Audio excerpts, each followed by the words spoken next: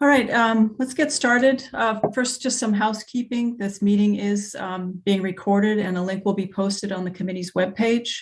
It's also being recorded live and being aired on our local cable channel. My name is Wendy Reed. I'm the Select Board representative on the Affordable Housing Trust Bylaw Committee. Other members of the committee are Deb Hamilton from the Planning Board.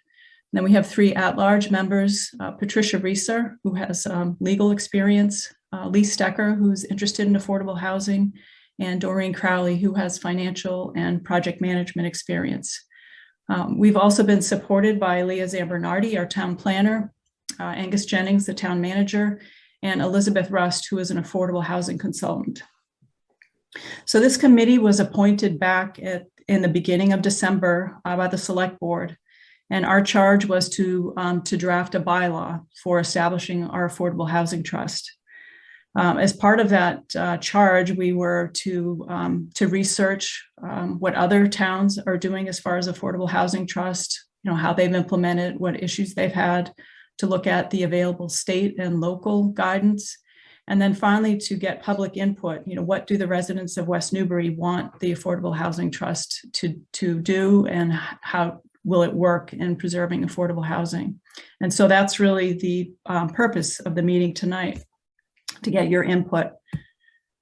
So these are the slides that we're going to present. A committee member is going to just talk a minute or two about each one, summarizing perhaps the research that we did or the questions that we want some feedback on. And then we'll take questions and comments at the end of each slide rather than waiting until the end. So if you would like to make a comment or a question, if you could use the raise your hand feature. That's if you go to the bottom of your slide. On the right-hand side, there's a reactions tab. If you click on that, it has a raise hand icon. So if you just press that and leave it up, Doreen will be monitoring for any participant that has their hand raised, and she'll call on you. And just unmute yourself, and if you could state your name and address, that would be helpful too. And then try to remember to mute yourself again and take your hand down when you're done. If there are any people that are joining by phone, we'll make time at the end of each discussion to just ask them to unmute. I don't think we have anybody joining by phone, but if any of the other committee members notice that we do, please let me know. And with that, we'll jump right in. The first slide is what is affordable housing? And Deb's going to take that.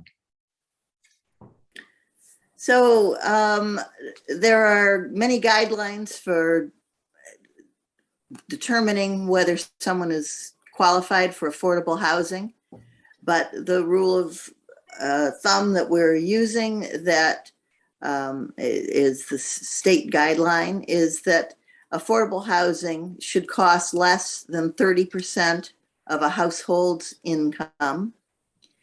And in order to qualify for affordable housing, eligible households earn less than 80% of the area median income.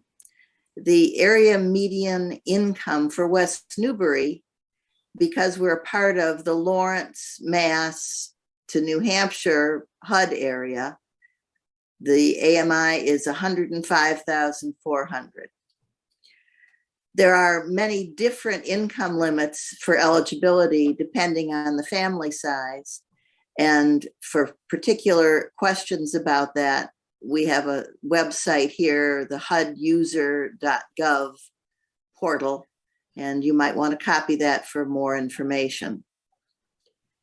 Affordable housing also is restricted on resale and or leasing, whether they are units that have been built to sell or affordable apartments, so that housing remains affordable. So units that are designated as affordable housing, that use does not change but remains in effect for perpetuity. Are there any questions? Yeah, I'm realizing it's not going to be, you're not going to be able to see the raise hand if we continue, if I'm sharing the screen on the slide presentation. So maybe if people can just unmute and speak up and say your name and address, if you have any comments or questions on the slide.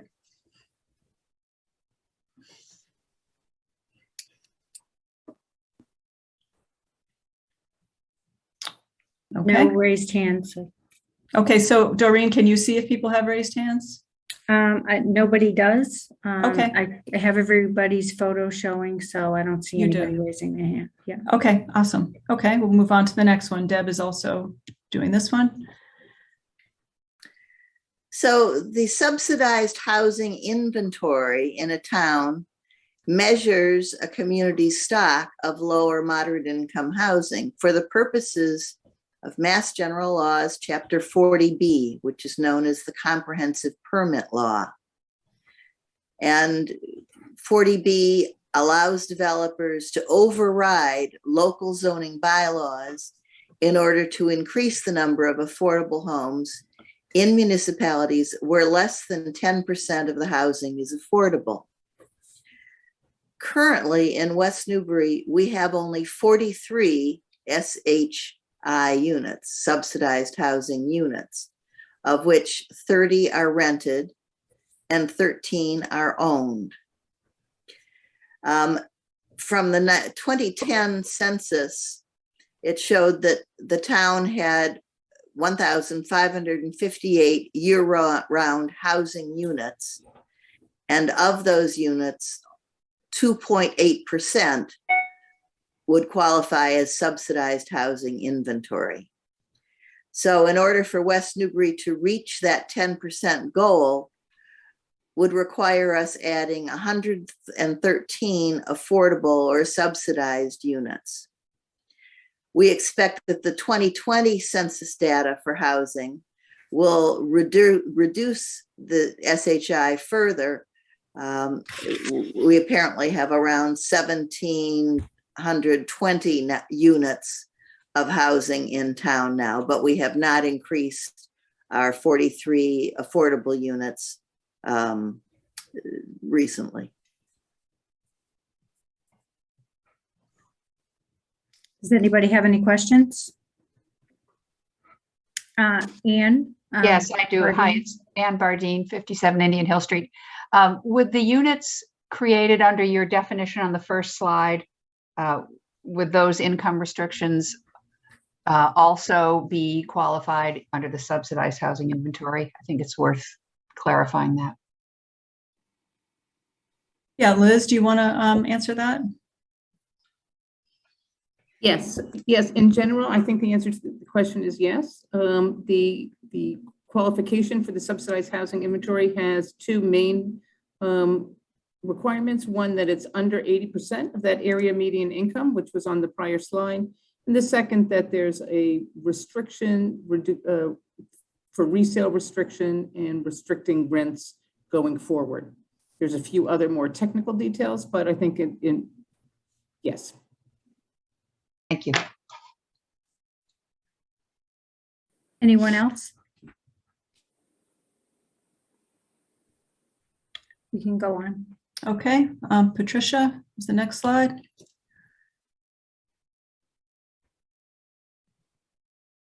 I'll make sure you're unmuted, Patricia. Sorry, why do we need affordable housing in West Newbury? Well, first of all, it's the law.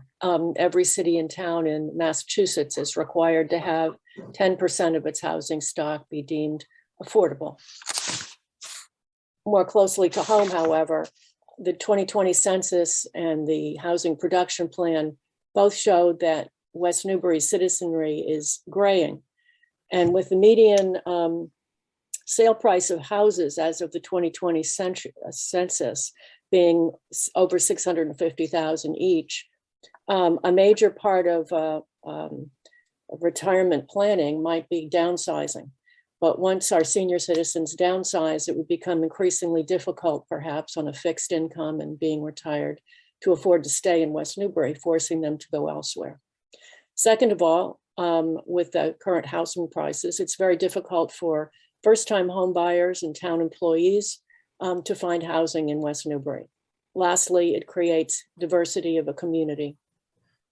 The challenges for establishing affordable housing in West Newbury are pretty substantial. First, as you know, we lack municipal sewer. We have notoriously poor and wet soils, and it increases the development costs of building affordable projects. In particular, it makes it extremely difficult to financially make feasible small and moderate-sized affordable projects. We also lack public transportation, which may make living here in West Newbury less attractive to people who make less income. 3 previous attempts over the past 15 or so years to have affordable housing built in West Newbury failed. 2 of those were large projects by developers, and those projects were vehemently opposed by the citizenry based on their size, which was felt to be inappropriate for West Newbury. On the other hand, on a local initiative by West Newbury itself to build a complex with affordable housing of 20-something units, that also was vehemently opposed by our citizenry. Lastly, there isn't any municipal entity or staff that's dedicated right now to creating affordable housing.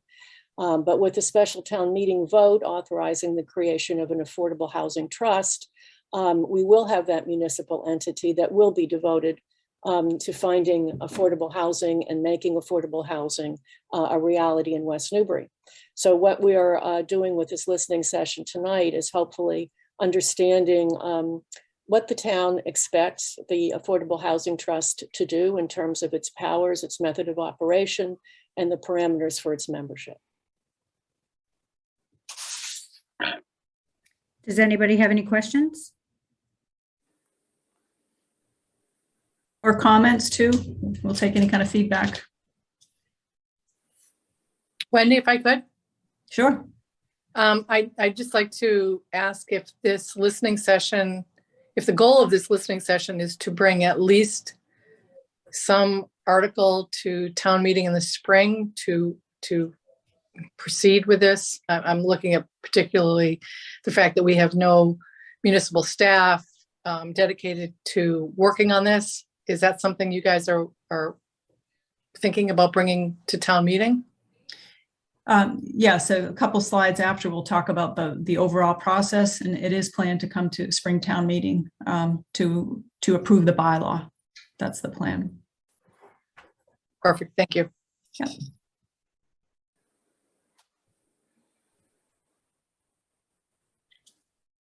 Anybody else? Yeah, John Dodge here. Yeah. You mentioned all the obstacles we have to creating public housing, and namely infrastructure and lack of public transportation. Have you gotten so far where you've looked at other towns? Because there's many towns that would have the same problem as West Newbury, and I'm just wondering if there's any insight you can draw from looking at other towns just like us. Well, I can answer that. Most of the research that we've done has focused on the bylaw itself. So just kind of peripherally, we've looked at other towns and what they've done. I think it would be the mission of the trust, once it's established, to take a deeper dive and to try to figure out some ways around these things. I don't know if Angus, if you want to comment more on that. I agree totally with what you said, Wendy. Okay. Yeah, and I didn't mean to. Well, just briefly, one of the things that was great about bringing Liz Rust on board is, she does provide support to a number of housing trusts and housing committees in other municipalities, including some smaller communities. So, we haven't gotten so far with her work as to have her share examples, but I know she's got a lot of, on the ground insight of what has worked well in other communities. Yeah, I didn't mean to jump the gun on that. I suspected you hadn't gotten that far. But one of the items on the open space agenda tomorrow night that was brought up by a member is what is an MBTA community? And that's pretty much all about housing and multi-unit housing. So, it's on the radar screen of at least our committee. Yeah, it's on the radar screen of many people, safe to say. Yeah. Yeah. All right. Let's move on. Lee, you're up next. Okay, so what are some examples of affordable housing types? An important role of the Affordable Housing Trust will be to identify and prioritize housing types while preserving our rural character so that we can add to our affordable housing units and still remain West Newbury, the West Newbury we know and love.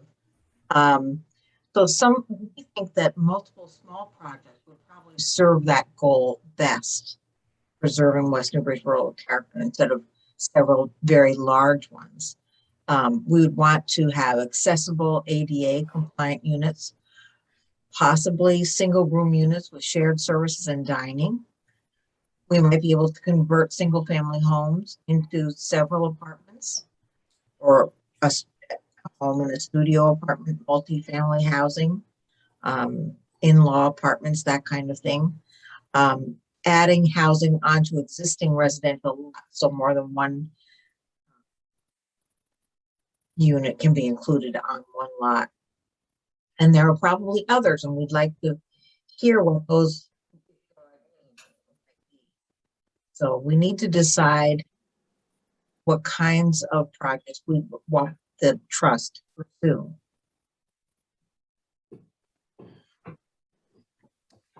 Does anybody have any questions or comments?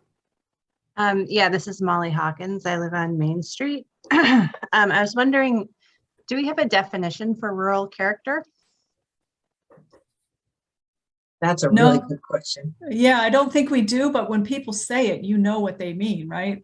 It's something West Newbury residents I've spoken to, they all comment on it. That was a big part of the open space recreation plan survey. I mean, how would you define it, Molly? Well, I grew up in a actual rural area in New Hampshire. Yeah. So I have kind of a different impression of what rural character is than I think what I tend to hear from my neighbors in West Newbury. So that's why I'm interested to hear kind of what are these parameters? I mean, I grew up on a rural federal delivery route in New Hampshire, and you know, it's not the same as West Newbury. Mm-hmm. Yeah, that's interesting. So that term means different things to different people. I mean, I think the main point behind that statement is to preserve the character that people associate with West Newbury, which is the way it is now with the stone walls and lots of trees and open fields, that kind of thing. I don't know if any of the other committee members want to comment on that. I would just reiterate that surveys that have been done by the Open Space Committee over the years have suggested that the character that exists as it is now is what we want to retain, and probably not build large multi-story type of housing. Yes. That kind of thing is what is kind of lumped under rural character. But that's really, it's true. It hasn't really been defined what we mean by rural character, and that might be something worth pursuing and trying to. You know, it has been defined somewhat in the open space and recreation report, and it's reflected in the surveys on what people want to see: tree-lined streets, farms in town, and a lot of that stuff is rated as very important, not important. So you can really glean from that what we mean by a rural character relative to sort of what West Newbury is or what we perceive it to be. But there is some stuff you can dig into in the open space and recreation report. I would be curious how Molly would describe the town if she doesn't consider it rural. I would say, you know, we would really be more in an exurban type of community, more suburban. Okay. I think when I kind of parse what rural character is, when we're talking about tree-lined streets and you know, certain setbacks from the road, I don't know, and I think I'm not sure how many farms really are, I know that we do have some farms in town, but I don't think we have enough farms to really consider ourselves a rural community. And, you know, are there farmers that are actually able to afford a home in West Newbury? I kind of doubt it. Yeah, good points, Molly. I noticed Nancy Powell, I think, raised her hand. I don't know if her hand is still up, Doreen. I don't, oh, yes, it is. Hi, Nancy. Hi, this is Nancy Powell, 86 Middle Street. I was going to ask a slightly different question, so I didn't know if we still wanted to discuss the rural character before I switch topics. Sure, go ahead. I was wondering what qualifies under the rental as affordable housing, and if you thought about what affordable rentals in West Newbury might look like. Yeah, that is mentioned in one of the subsequent slides. I believe it's up to 70% of the person's income goes towards rental. Is that correct, Liz? No, it's lower than that. Well, for purchasing, it's 30, but I thought I read that it was up to, go ahead. It's 30 also for rental. Okay. Yeah. Okay. If that was the question about what is the income limits and the eligibility for that? Yeah. Yes. Mhm. Okay. Yeah. And would Okay, there any- be like restrictions on, like, would there be a rent control type of situation once a unit is designated as affordable rental? Yes.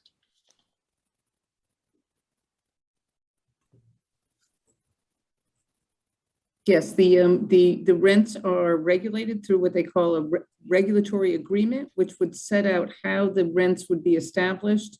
And there's an annual rent review process that is tied to the income limits that get published annually. Thank you.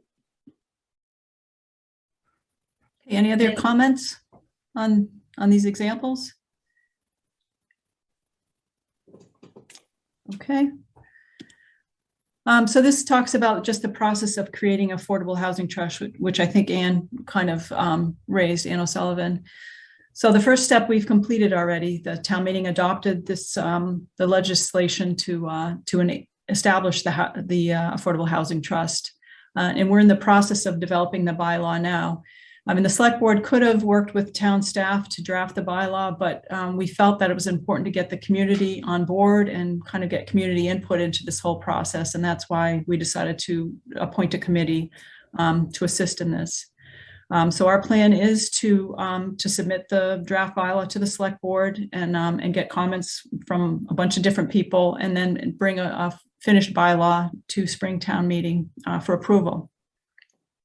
The next step is a declaration of trust has to be made, and that's a legal document. And actually, it's already been made in draft form by our town council.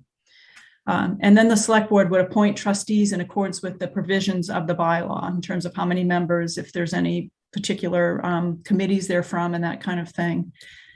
And then really the trust is off and running. A lot of the guidance suggests that they create an action plan that lays out how they're going to create and preserve affordable housing. And then really, this is the main advantage, this last bullet here, is they can react really quickly to changes in the real estate market as opportunities come on the market. You know how quickly things change. Right now, we're bound by our every 6-month town meeting in terms of raising funds to purchase affordable housing or to do any kind of affordable housing projects. Even if we went through the CPC, that's still kind of a protracted process, and it would require town meeting approval. On the other thing is that, you know, while the town does have right of first refusal on Chapter 61 properties, that's a really quick timeline. It's 1 to 2 months. It's not a 6-month process, and it invariably does not coincide with the town meeting schedule.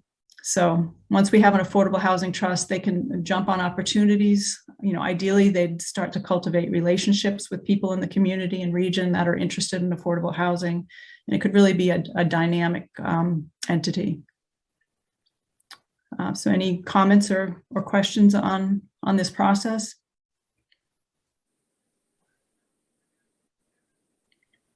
If I could, Ann O'Sullivan, Ash Street. Mhm. I just think this is, it looks on the face of it like just, we're setting up an affordable housing bylaw trust, but the details in this authorization are so critical.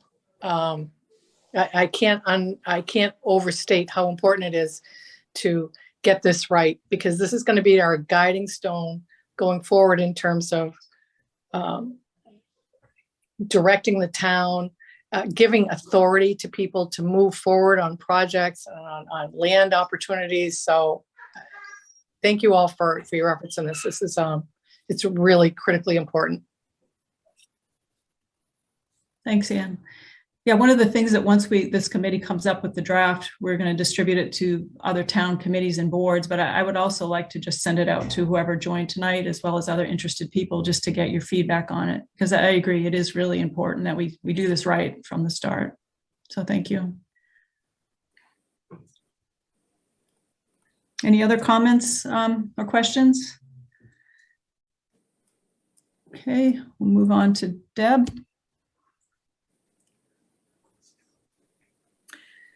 So this slide talks about the two big jobs that an affordable housing trust can do. One is to create affordable housing opportunities, and the second to preserve the affordable housing that we may already have in town or that we're going to develop going forward. So under creating affordable housing opportunities, we're talking about new construction, rehabilitation of both residential, industrial, church, town-owned, other buildings that could be repurposed into housing. Conversion of market rate housing. This would be taking properties that are already built in town, but making them affordable. Possibly using purchase rehabilitation initiatives, helping people applying for grants and government programs, partnerships with nonprofits and for-profit entities, and then housing assistance programs, setting up that important piece of someone who will help identify the people who qualify for the housing and help them get into it. As far as preserving affordable housing, we do want to ensure that the rental units continue to be affordable, that the units which are owned are identified upon sale, and that they are their resale is still part of, it keeps them affordable. My belief is that several of those units were built as parts of other fair market properties, that certain units are affordable. So we have to monitor which units those are and make sure they stay affordable. The town can buy property and rehabilitate it, the acquisition and rehabilitation of properties in town.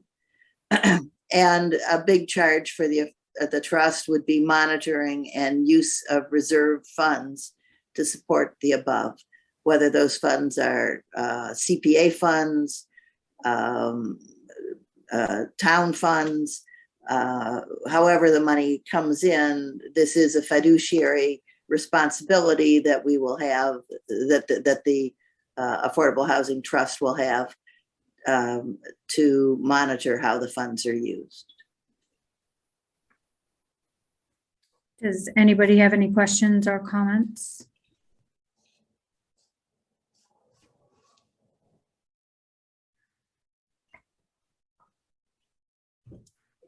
None Okay. for the site. Okay. Move on to Lee, talking about Affordable Housing Trust membership. So to Wendy and Ann's and Deb's point, and the whole point of the last slide, this is a very big responsibility to be a trustee or a member of the trust. And the state mandates certain things that, for example, that the trustee members must be appointed by the select board, and membership must be comprised of at least and no more than 9 members. One member must also be a member of the select board. Each member is appointed for a 2-year term, except the very first appointment can be for a 1-year term. 3 people can be for a 1-year term.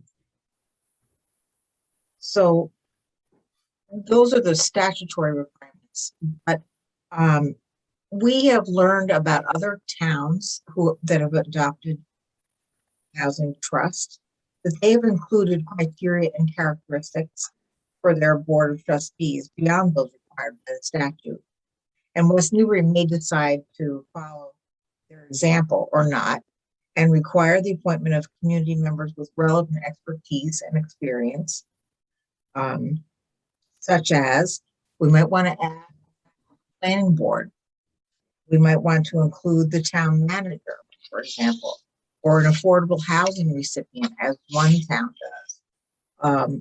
A real estate broker or attorney who has particular knowledge in this area. An architect, perhaps, a finance professional, or some other expertise that may be valuable for the trust.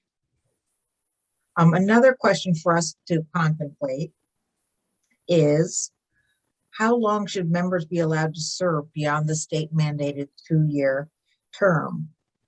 Some towns are very specific in not wanting in the position. So the goal is to maintain consistency on the trust, but not consistency, allowing for some turnover to make room for new ideas, renewed energy, and such. So we need to decide how many times a member of the trust may be reappointed. So we really want to get the membership composition right. And that's one of the questions we'll have for you later on, or now. Anybody have any questions or comments? This is Molly Hawkins again. I would say, based on the number of vacancies for different committees and boards in the town now, that making it too restrictive might make it very hard to fill these positions.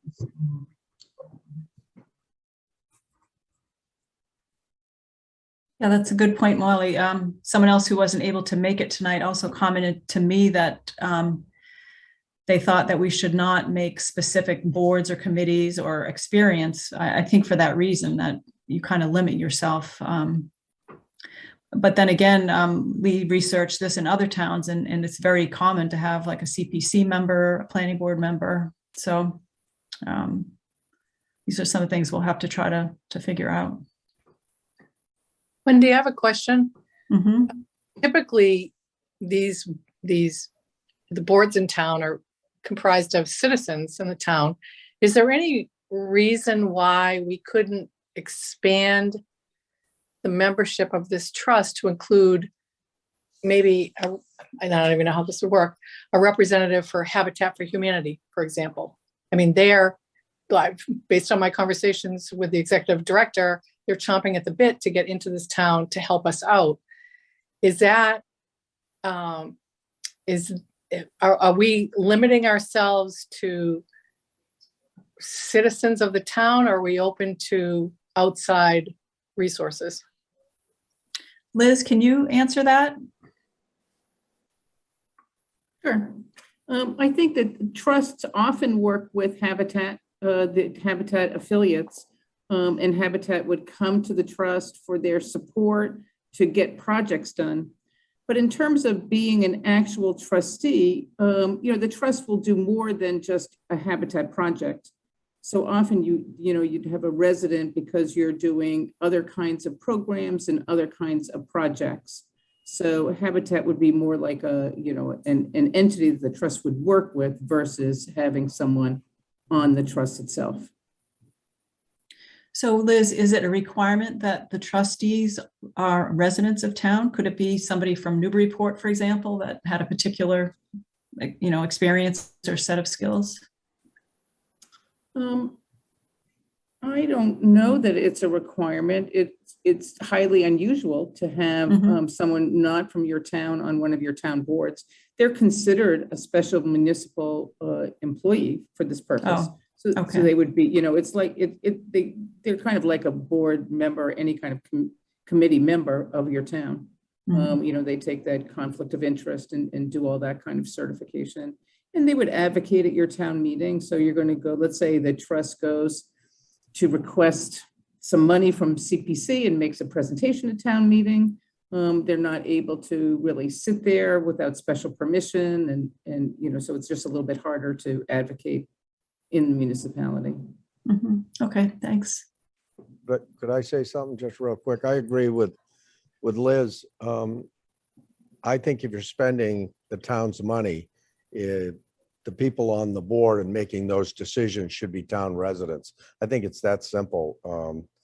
I don't see what we'd have to gain by having somebody from Newburyport, and certainly Habitat would be a great advisor. But I think it should be town residents on the board. Okay, thanks. Wendy, if I could add just one thing as well.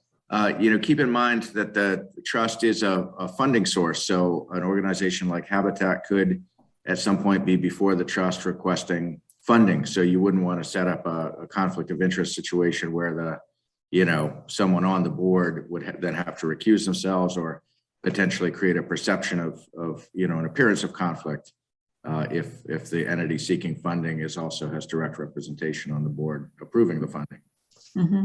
Yeah, good point. Great point, guys. Thank you. Yep. Any other comments on the membership? Okay. So speaking of funding, these are some of the potential funding sources for an affordable housing trust. This first one, in the inclusionary housing payments, we have an inclusionary housing bylaw in town, which means that any developer of a new development, 10% of the units have to be affordable. And so, for example, if they were going to put in 13 units, that would mean 1.3 affordable units. So that 0.3, the incremental or the fractional part, the developer can pay in lieu of and contribute money to this inclusionary housing fund. So right now we have a little under $200,000 in that fund. And that's been used for management of affordable housing. It's a big administrative task to manage the 43 units we have. But those funds, once the trust is established, could also be used for any of the trust activities.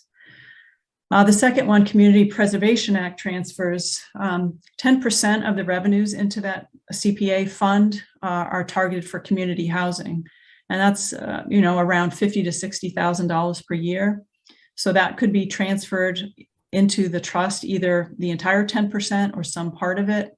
The undesignated funds in the CPA fund could also be transferred. Both of those would require town meeting approval. Many towns just do that as kind of a blanket article every town meeting and do the entire 10%. But that's something that we'll have to propose to the CPC and then vote on at town meeting. Federal home funds, it's a block grant program. And in our region, in the Northeast region, typically it's $7,000 to $8,000 per year. Because we haven't had a trust or a specific project, we've turned that money back to the region, to other towns that could use it for affordable housing. But once our trust is established, that money will go into the trust. We could either have a warrant article to transfer free cash at town meeting, or it could be a line item in our budget to transfer money or to allocate money to the housing trust. Private donations, either land or money, could be used to fund the trust. Resale of affordable units. And then these last two, building permit surcharges and real estate transfer taxes, Those are new items, so they would require town meeting approval and they would require legislative approval. There are some towns that do this, and it's a pretty, a routine, regular contribution to their trust. So it's something that we could consider.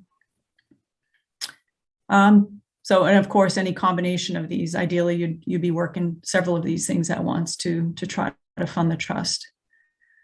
Any thoughts or comments on these?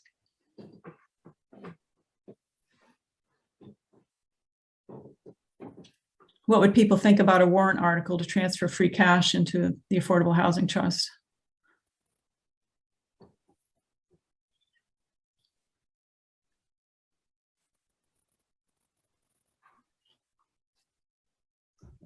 I mean, I could see it.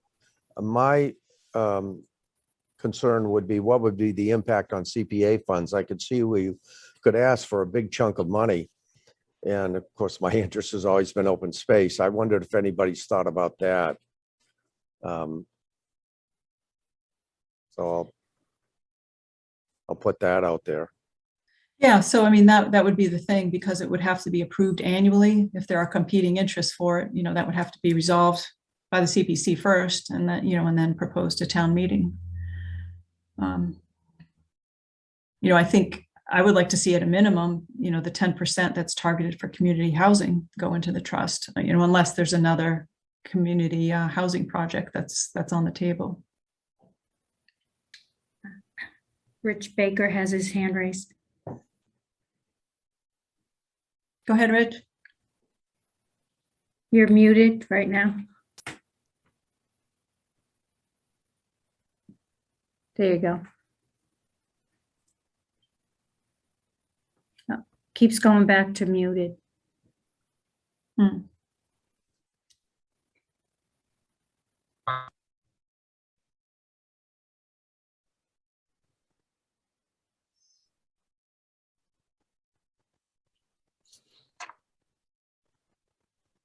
There you go. does this That's work? better. Yeah. Okay. What about the competition with the housing authority for the same funds, the CPA housing funds and municipal funds? Those funds right now are used for putting roofs on housing authority buildings and doing renovations. Yeah, good point. So, I mean, it'll be a balancing act to preserve what we already have versus, try to create new housing. Do you have any thoughts on which we should focus on, Rich?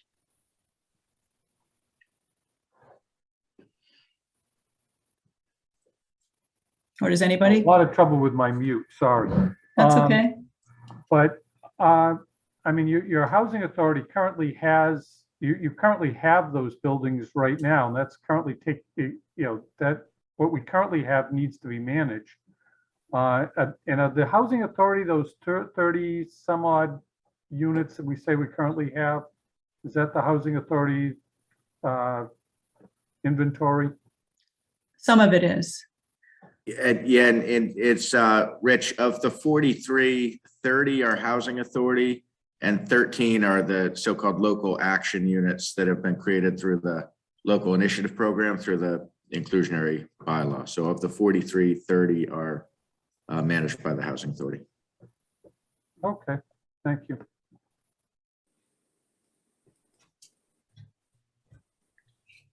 Any other questions? Hi, this is Rick Parker. I think we would have to allocate the 10% each year, 10% of the CPC funds, that is, each year. And I don't think it would be unreasonable to request that the housing authority, give us some amount of heads up if funds were needed, so that if for 1 year we were to not allocate the 10% of CPC funds for that year to, or maybe more than 1 year, we were to not allocate the CPC funds to the Affordable Housing Trust Fund, that we would just not do that at that year or a couple of years town meetings. Because, I mean, we certainly have used town funds, recently, town CPC funds for upgrades with the buildings that are managed. I think those are managed by the Housing Authority, the properties off of Bachelor Street. Yeah.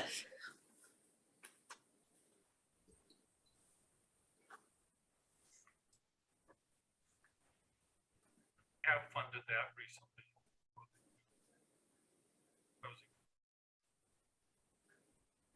Brian Murphy has his hand raised. Yes, with the funds that have been raised already with the CPC allocations, would that automatically flow to this trust, or would there have to be some other approval mechanism engaged? And I don't know how much is there now. Yeah, it would have to be approved annually at town meeting. It wouldn't be an automatic transfer. No, but I Actually, mean, we have those done. We've been having that for like 6 or 7 years or more. Yeah, if I speak to this, so Yes. What Wendy said is absolutely 100% correct on the CPA funds, but Brian, the funds you're talking about, the inclusionary, the way the bylaw is written, those would automatically go into the trust. As you know, as a member of the planning board, that bylaw was written in anticipation that there would become a trust, and in the absence of a trust, it's gone into an account that rolls over from year to year. The inclusionary housing fund, as you know, that's kind of been an interim accounting vehicle for that money. But my reading of the bylaw as written, those funds would automatically go into the trust. We will review that with town council and make sure they agree, and make sure there's not a bylaw amendment needed to make that clear. But that was the intent when that bylaw was put in place. And I think the way it's written, I read it to say those funds automatically go into the trust. Okay, good. Thank And you. I think everyone knows this, but just to be crystal clear, those are not CPC funds we're talking about. Those are the fee, the fee in lieu of the fractional units.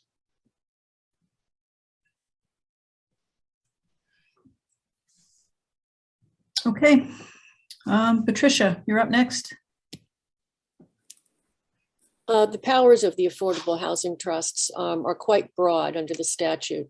It can sell and acquire or lease property. It can make grants or loans. It can incur indebtedness, enter into contracts with third parties, retain ownership of revenue from any source, including municipal appropriations that we were just talking about, and make expenditures without authorization from town meeting.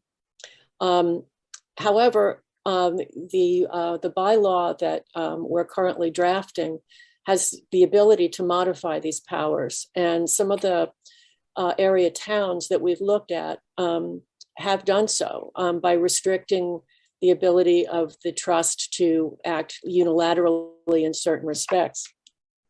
Some of the examples would be to require select board approval before the trust could actually acquire property, or before the trust could sell an existing property that it owned. It might require a town meeting vote even to perform some functions like incur indebtedness, or perhaps legislative or select board approval to expend sums in excess of some base amount. These are tough decisions, and it'd be really interesting to hear what you all have to say about that.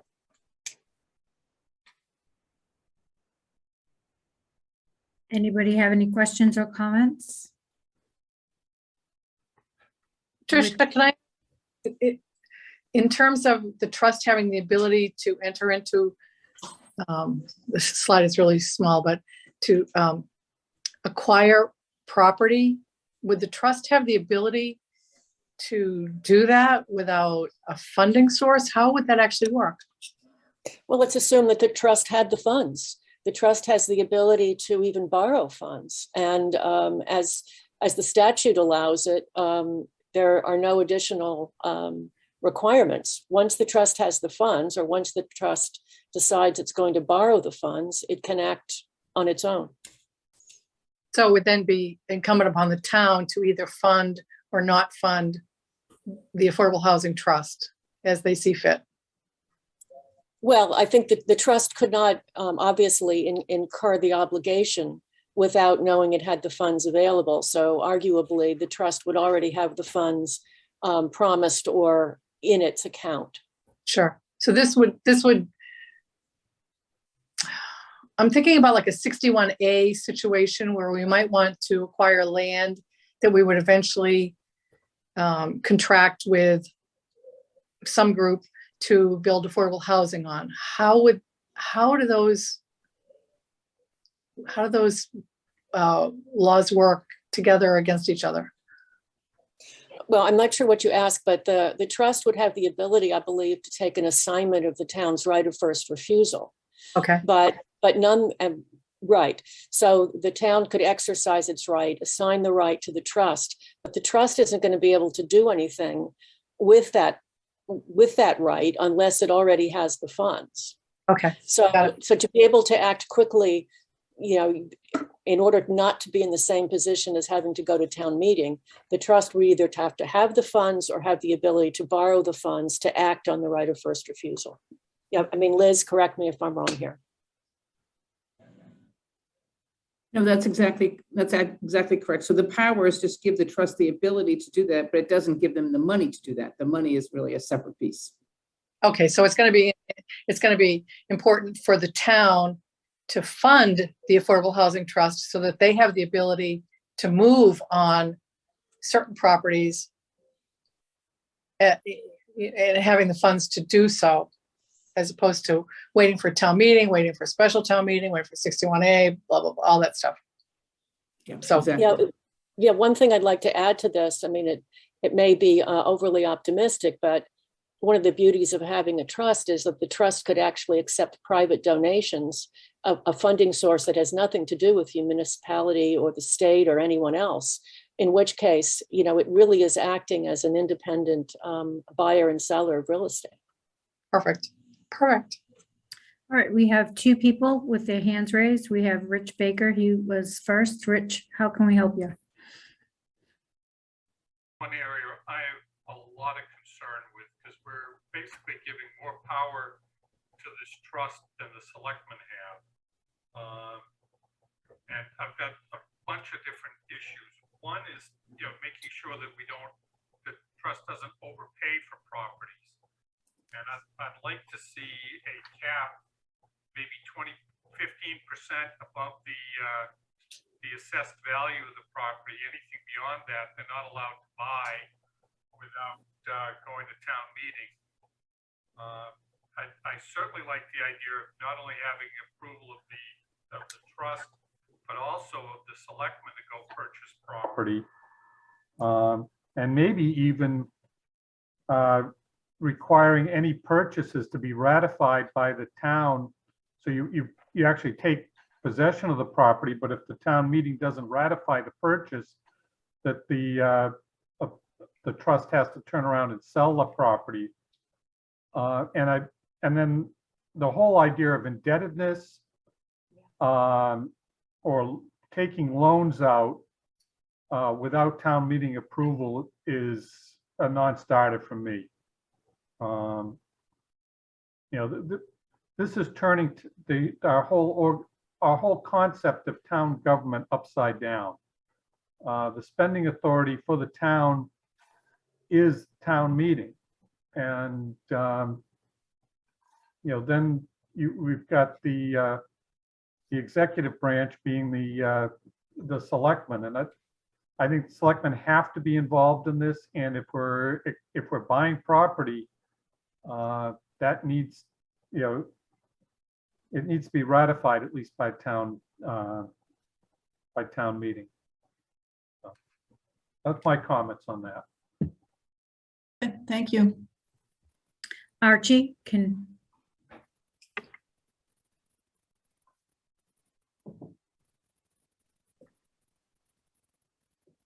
you're still muted. There you go. Hi, Dave Archibald, Cherry Hill Street. One My question is about the borrowing also. So, first of all, who is in the event that the trust got in over their head and was unable to make the payments on a note, would the town be the fallback to pay off the note? That's the first question. And or they completely, in other words, could the trust go bankrupt and not have the town have to bail them out?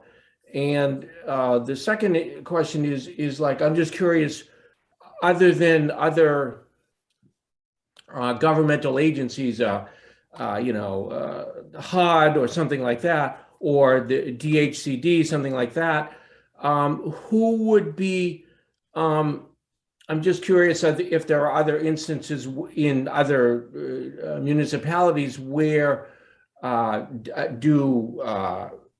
private banking institutions or whatever, do they actually lend money to trusts?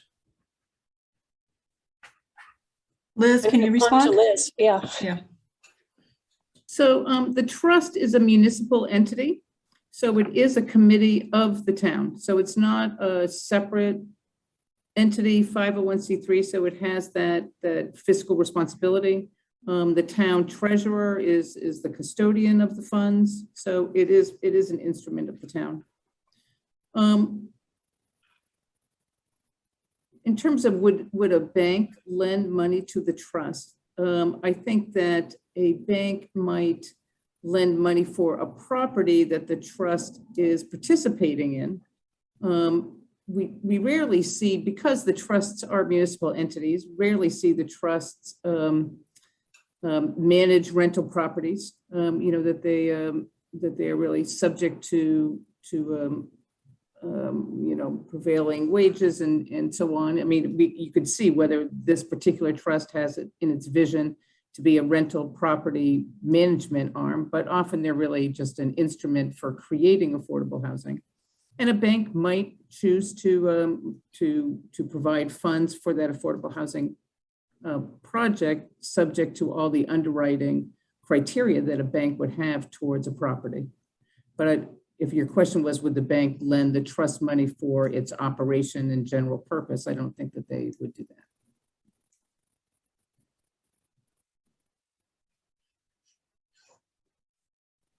If I could just weigh in, there are instances where there are public-private partnerships. There are nonprofits who have interests in providing housing. The YWCA in Newburyport, Haverhill, Lawrence, Salisbury have done a number of projects where they have partnered with a for-profit developer who has put up the upfront costs for design and permitting, and then gets paid after the units are built, constructed, and gone. So there are lots of possibilities for finding partners, whether it's Habitat or the Y or other entities looking to improve people's lot in life who otherwise aren't going to have housing.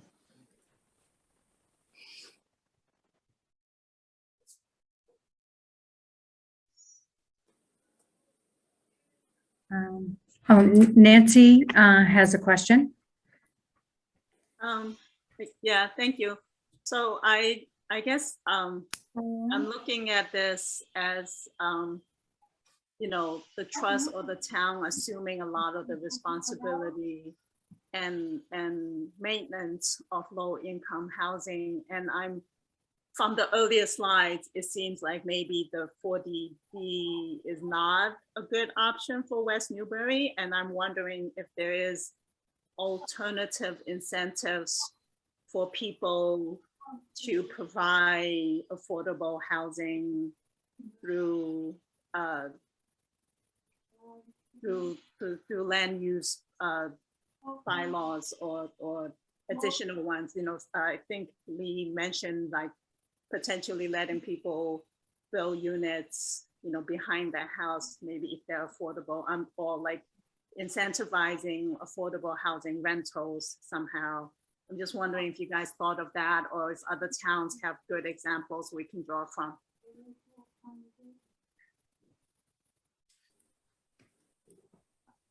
Angus, do you want to respond to that? Sure. Actually, I was going to see if maybe Leah just wanted to give a quick summary of the existing inclusionary housing requirement. But I'll just, in a nutshell, and Leah, you can fill in any blanks I missed, but any developer today under the current zoning bylaws in town that's coming in with a project above a certain threshold, and I think it's a 3-unit threshold, so very low threshold. Maybe it's not. Leah, it is. It's 3. Yeah. So 10% of that development has to be affordable. That's under the current bylaw. So that's how the 13 so-called local action units have been created over the last several years. So, you know, one thing some other towns have looked at, Nancy, you asked about incentives. Some towns have offered density bonuses. For instance, if communities provide affordable housing above the required percentage, that they would be allowed, typically by special permit, not as of right, typically by special permit, would be allowed some additional number of units above what the zoning would allow in exchange for providing more affordable housing. That's not in place here in West Newbury, but that's something that other towns have looked at. And I'd add that there are certain zoning mechanisms that towns can use. For instance, right now, we allow 2 families by right. They're attached 2 families. You can't have, you know, 2 units on a property if they're not attached. I'm thinking of like a carriage house that's further in the back of the building, or a barn. You know, if you wanted to convert it, you'd essentially have to get a variance, which is really, really difficult.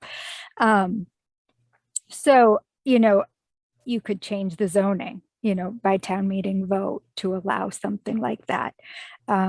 Or conversions of single family homes into more than 4 units. You know, the town could decide whether or not it wants to, you know, allow for that through the zoning bylaw, whether it's by right or by special permit, where that's a discretionary review. So those are just some other ways the town can look at creating affordable units. So Leah, potentially there's an opportunity for the trust to work with you and the planning board to examine some of these other options to see whether it makes sense to move forward. Yeah. Yeah. You know, I don't know about, you know, if we're looking at, you know, our affordable housing plan and some of the goals, which are zoning oriented, and we need assistance, you know, from consultants for those projects. I'm not sure how the trust can play into that, other than, you know, participation. That would be a question I have, I guess.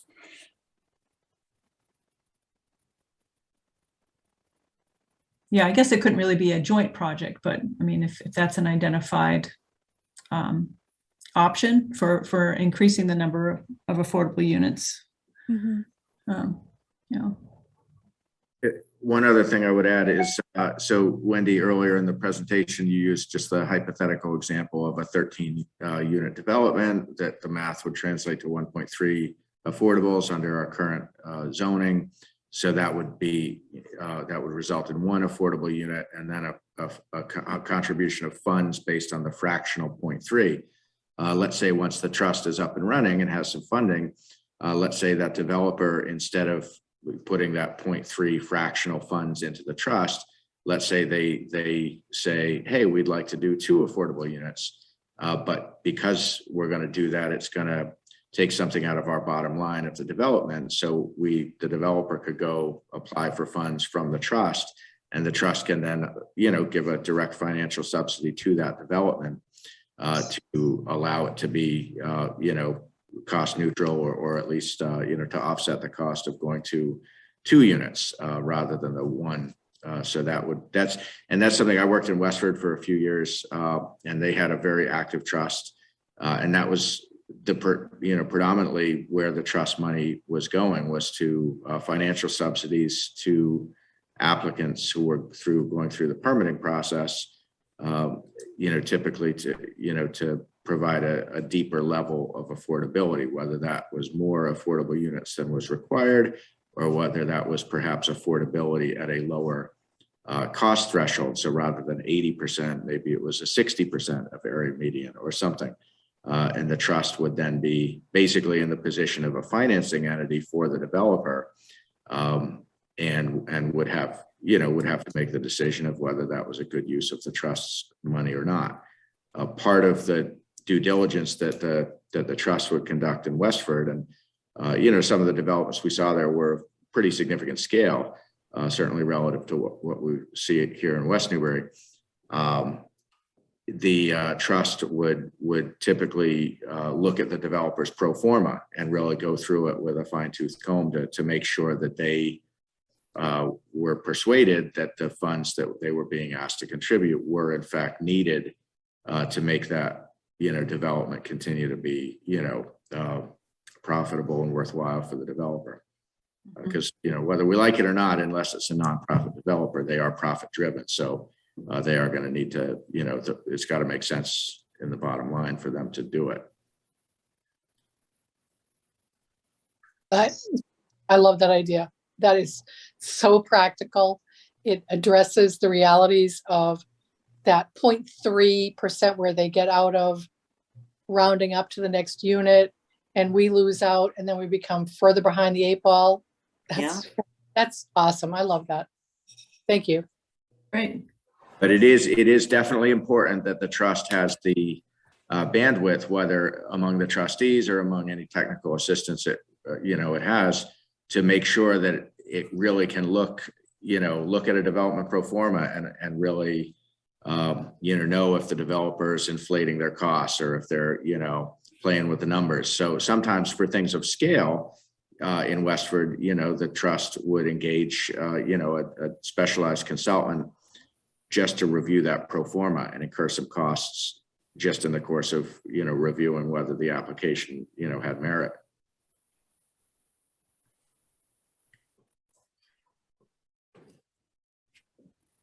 Doreen, any other raised hands? No, that's it, right?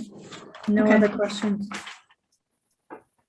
Okay, Deb, last slide to you. Okay. So going forward, once the Affordable Housing Trust is in operation, what is it that they will be asked to do? So the first item, which we've been discussing, is processing funding proposals. We would act as the group that solicits proposals for or applications from third parties for construction. The trust might be in a position to provide applications and funding the first round of work. And we can issue requests for proposals from developers. It's assumed that there may be proposals for property that the town already owns. And we might put the word out that we're looking for RFPs for projects there. So the trust can act as the active initiator of affordable housing projects. We can acquire the property. We can contract for pre-development site work to see if it's going to work, and then solicit developers to construct those affordable units. And most of the trusts that we've looked at in other towns are hybrids. They do all of the above, some of the above, This we will be working on between now and when the bylaw actually goes to town meeting. But it will be the work of the trust to make the connections with the developers and the people who want to live there. It's a big job. Anybody have any questions or comments?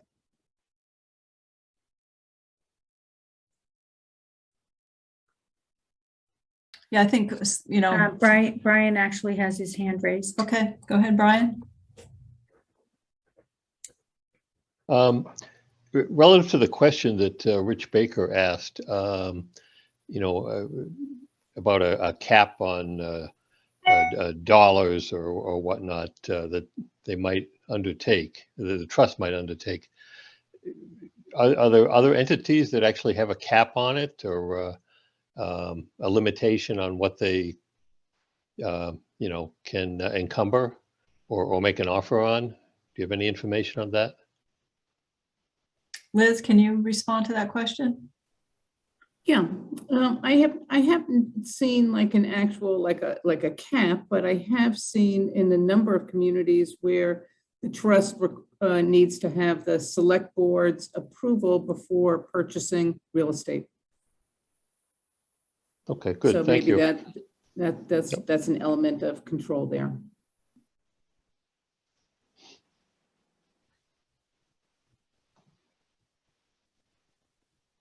Any other questions? Okay, we'll move to this slide here is just a summary of the questions that we wanted to get input on. I think most of these we have. I think the first two bullets is the primary thing. A lot of people hear affordable housing, you know, they think that if we can just get to 10%, then we'll avoid an unfriendly 40B. And so our question to the community is that, should that be the primary goal of the trust, given that that could be at least 113 units? And if so, what would that look like? Would that be a multi-level, you know, high-rise building, or, you know, to reach that number, it would have to be something pretty substantial.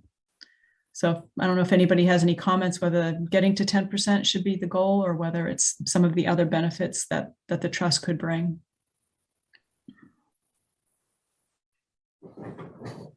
Well, and I know Wendy and you and the other committee members all know this, but just to be clear, so the 113 is the affordable unit. So, you know, unless there was, you know, a project that was 100% affordable, which is really not practical and not good public policy, in my opinion.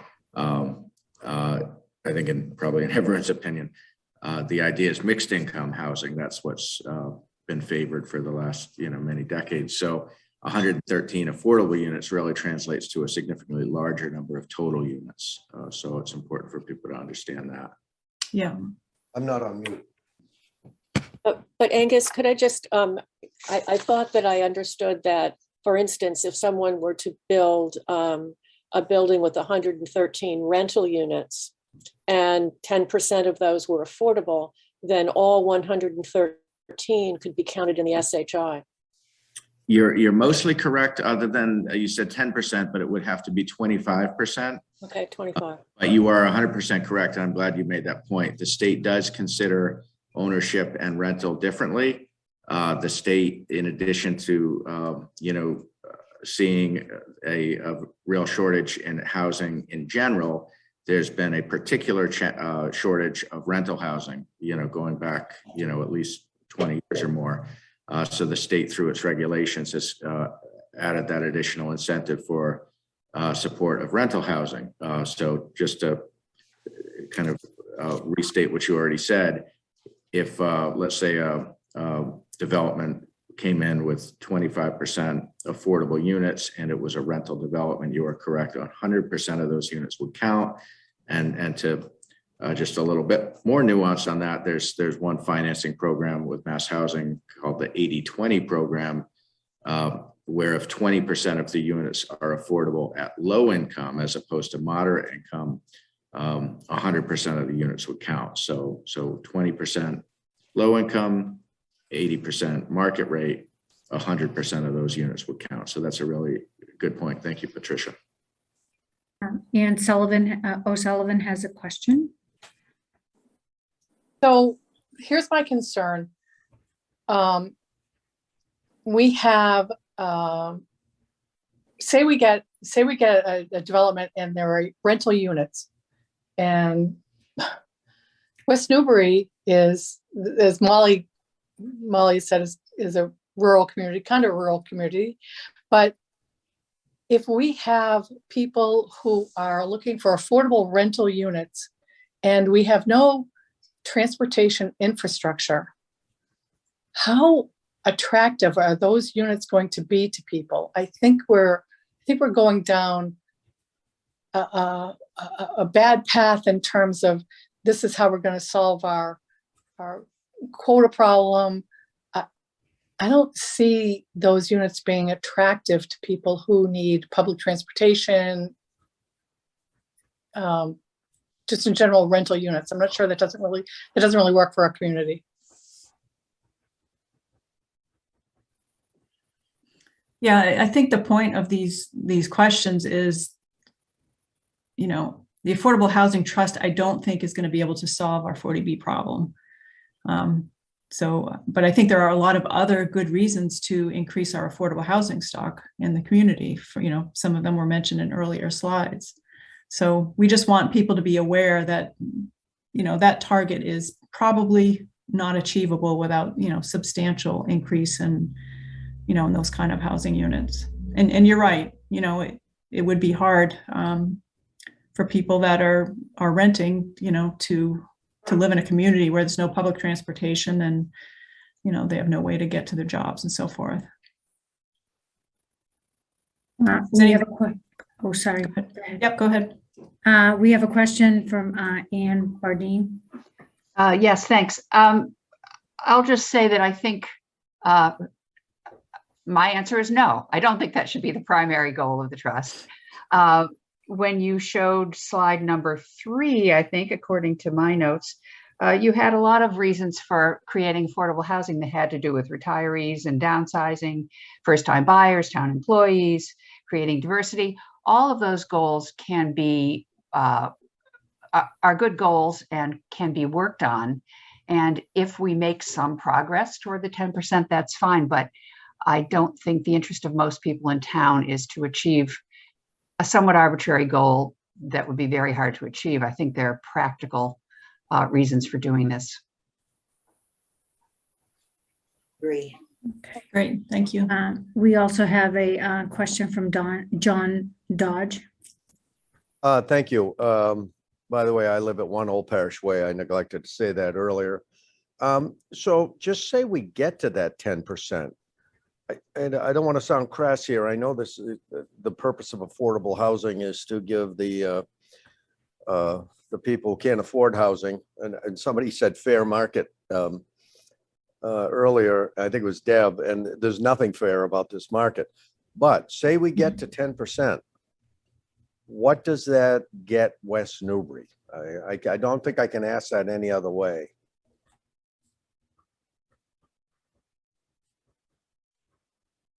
Anyone want to respond to that?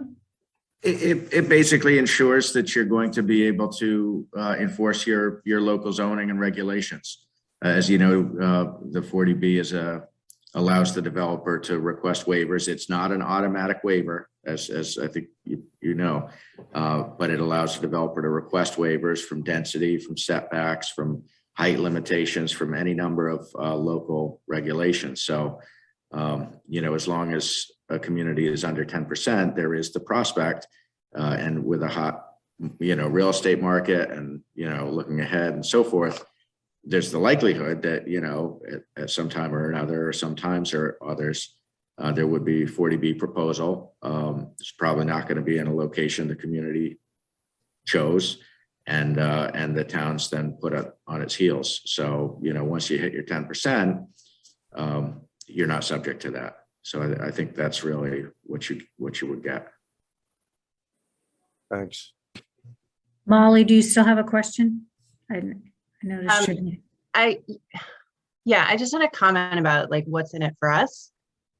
as a town. I think, you know, if you look at kind of a systems perspective, you know, if we did get 10% affordable housing, maybe that would make it necessary to have public transportation coming through West Newbury. Maybe that would, you know, give us some environmental benefits, less traffic, because we have buses actually running in town. You know, and all the benefits laid out in the earlier slides, helping town employees, helping the elderly, helping first-time home buyers. I think there's a lot to be gained as a town.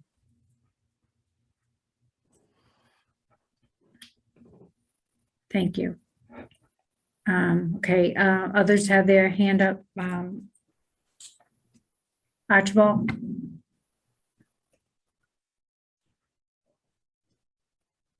There you Yeah, go. I just like to say that the 113 units is, first of all, that's a moving target. If you, the denominator increases every time the numerator increases. So you have to remember that. So if you build 113, the denominator also got bigger by 113. So it's a moving target. Anytime more housing units are built in the community that are not affordable, that's also increasing the denominator. So I don't think there's any chance that doing this is going to get us anywhere near 10%. If you looked at the cost of providing one affordable unit, just say we pick a number out of the blue, 100,000, which is ridiculously low, but I'm just going to pick that number. So that's 11.3 million right there. So that's to just, you know, we did that, we'd probably be at 9.5%, and then some more houses would be built and we'd be down to 8% pretty soon. So it's always going to be a moving target, almost impossible for West Newbury to do. So I think we have to, this is a separate, this has to be put in a different box than we're doing this to prevent 40Bs. I just think we have to look at it for different reasons. Thank you. John, do you have a question? John Dodge, sorry.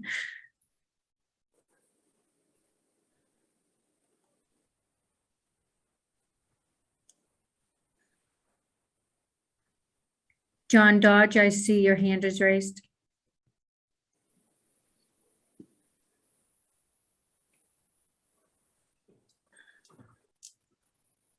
Is that the last one, Doreen? Yeah, he's muted right now. Okay. It might have been from an earlier Yeah, I comment. thought so. Yeah. Yeah. maybe. Okay, I think we've discussed most of the other ones. The only one I just wanted to point out here is about the municipal staff. I mean, clearly this is a major undertaking. And I mean, the committee is very aware that, you know, Leah and Angus, as talented as they are, cannot handle the, you know, kind of entirely supporting the trust. And so it's pretty likely that part of the trust resources would have to be used to pay for professional assistance. So I just wanted to point that out to folks. If I could just add one thing to that, Wendy, well said, and I agree. But one example that I think helps to illustrate where you know, the specialized knowledge of someone like Liz becomes absolutely invaluable is like something on resale. So we have the 13 local action units. If we get notice that one of those homeowners is intending to sell their property, the town has a finite amount of time to basically conduct a housing lottery that's subject to what's called an affirmative fair marketing program. And applicants or potential applicants to purchase that affordable unit have to be income verification, asset verification, you know, reviewing multi-years of tax returns. It's very specialized work. So, well, you know, some large communities or cities may have people on staff with both the expertise and the time to do that. Small towns really do rely on outside support for that. So we have Liz under contract, and we have another vendor under contract, so that, let's say my phone rings tomorrow and the owner of unit X is intending to sell, we've got to kind of like move like quickly, because there's kind of like a Chapter 61A, like there's just not a lot of time. And if the town were to drop the ball on that and not find an eligible buyer, there is a potential that unit could lapse and become a market rate unit, which would be a total disaster. I mean, maybe that's overstating it, but it really would be a huge failure of the system. So thankfully, because of the funds that have built up in that inclusionary and that would now eventually get into the trust, it's not a whole lot of money, but it's not something you need year round. But when you need that help, the fact I can call up a specialist and say, hey, unit X we've got notice they're going to sell. We need someone to run the lottery. We need someone to pre-screen the applicants for eligibility. We need someone to handle all the deed restrictions, and it's that. So I just wanted to offer that one example, which I think is, it would be crazy to have someone on staff with that expertise, because 11 and a half months of the year, they might be sitting there on their hands, but when you need them, you really need them. Jessica, I noticed that you had your hand up. I did briefly, and this actually has to do with penalties. I know that Massachusetts has, 40B enacted, but aren't there actually additional penalties if a community doesn't hit their, at least have a plan for their affordable housing goals in terms of state funds? Isn't that another consideration to actually actively move on this? Because if we could lose money as a community for not at least looking like we're obtaining our goals, this is something that we really do need to move on. Now, Liz, are you aware of penalties? No, I don't think that there are any specific penalties in terms of not being eligible for funding because you don't have a housing production plan. But housing production plan is definitely one of the criteria that is used for the Housing Choice Program, which enables you to have housing choice grant funds apply for that. But that's just one of their 10 criteria. Oh, okay. For some reason, I thought that, especially the Baker administration seems to be very keen on getting affordable housing in all communities. And I wasn't sure if there were any penalties that were going to be, put out for communities that weren't at least trying to up their housing inventory. So thank you. This new MBTA legislation, which was referenced briefly earlier in the meeting, does have some additional grant programs that for communities that don't meet the requirements on the MBTA legislation. There are certain grant programs that a community would become ineligible for, and some of those are really significant, such as the MassWorks grant program, where the town was successful in securing $1 million support for the Middle Street Bridge project. If you play this forward 3 or 4 years, and if West Newbury, either chooses not to comply or makes an effort to comply but fails, we would be ineligible to apply for that grant. And there's some others as well. But it's really it's an opportunity cost. It's money that you can't get, but it's not a kind of penalty. It's not. Anyhow, you're losing out on something, but it's not a direct. There's not like a fine that they're going. Okay. No, thank you for clarifying that. I appreciate it. Okay, I noticed that R. Parker had his hand was raised, but I'm not sure your first name. Sorry. Rick. Yeah, hi, it's Rick Parker at Rick. 153 Crane Neck. No, actually, Angus said exactly what I was going to say, or more or less, not in the same words, but he said what I was going to point out. So, thank you. Okay, thank you. Nancy, I saw that your hand was up again. Do you still have a question? I was just related to what Angus said. I was just wondering if there's any organizations that do help with I guess, real estate transactions. Like I know like in conservation, like public land or such will do the transaction, step in, act very quickly, and then hold the property until the town or whoever can get the act together. Is there such a organization for affordable housing? Liz, can you answer that? I'm not aware of one. I'm not sure I really caught the question. Is there like an agency that would hold the property, like the town would buy it and then the agency would hold it until the town chose to do some? In the conservation realm, like there's nonprofit organizations that basically help with transactions. So they will work with organizations and they will actually buy the property when a property comes up really quickly.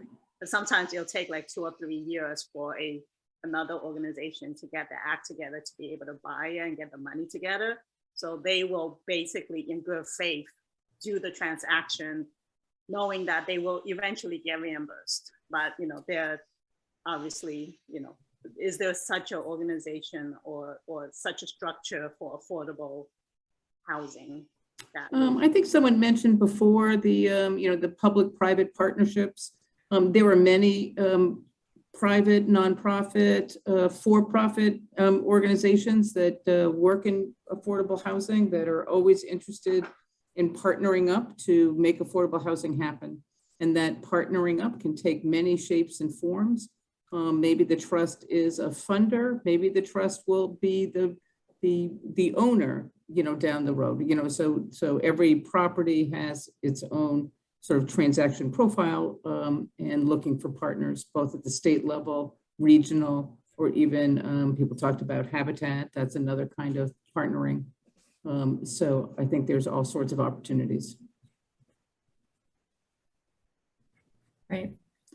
We also did, just to, I guess, follow on that, we can also think creatively about, for instance, in land acquisition, that's obviously, been for a long time, continues to be a major priority of the town.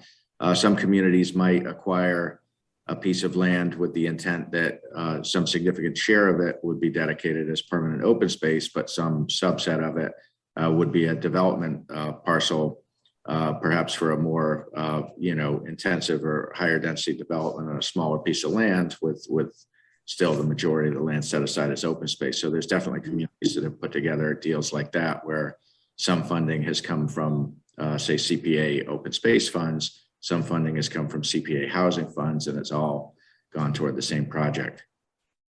Yeah, and just to echo exactly on that, I'm working with Concord on a project that's very similar to that. A piece of property, 7-acre parcel, came up that had some nice trails abutting the river, but also had an upland portion of it, and the housing groups and the open space local nonprofits are partnering together to jointly purchase the property, subdivide it so that there's a portion for housing and a portion that's going to be restricted with a conservation restriction, both CPA funds of housing, CPA funds for open space, private donations for housing, private donations for open space, and other funding sources. So just exactly what you're talking about. Yeah, that's a great model. Yeah. We have a question from Rick Parker. Hi, thanks. Yeah, so some time back, it's probably 3 months or so ago, Dave Archibald, Archie, you're on here, I know, had an interesting idea when we were looking at potential exercise of right of first refusal on a piece of property here in West Newbury on Middle Street and Kimball Road. And the idea was that perhaps in the future, we should establish an account where the back taxes paid on 61A or properties pulled out of Chapter 61, 61A properties would be deposited for use for some other purpose, say open space acquisition, or in this case, perhaps affordable housing, land that could be used for affordable housing, allowing that to be sort of a revolving loan fund. We never really developed the idea, but it's something that maybe we should think about further. I don't know if it's relevant right now, but it might be a way for the town to get involved in picking up land that might become available and provide an opportunity for open space, or perhaps combining open space and affordable housing in the future. Love it. Okay, I think we'll move on and wrap this up. I just want to say if there are any follow-up questions or comments, please email the select board email address, and we'll take comments for the next week until our next meeting, and once we do a recap of this and start working on the bylaw. So we'll just move ahead to Lee to wrap this up. Okay. As the Affordable Housing Bylaw Committee proceeds with developing and writing the bylaw, we will, of course, be taking under advisement all of the ideas and information. And thank you for that, by the way, and for being here.